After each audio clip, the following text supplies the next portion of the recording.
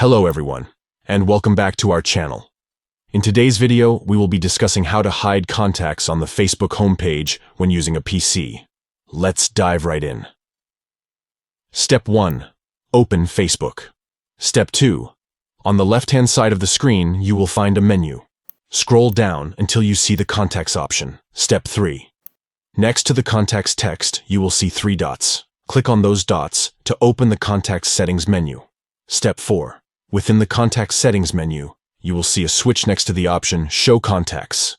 Simply click on the switch to turn it off. And that's it.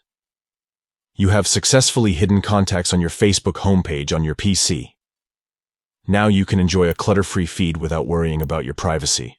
If you found this video helpful, please give it a thumbs up and subscribe to our channel for more useful tutorials. And don't forget to hit the notification bell so you never miss an update.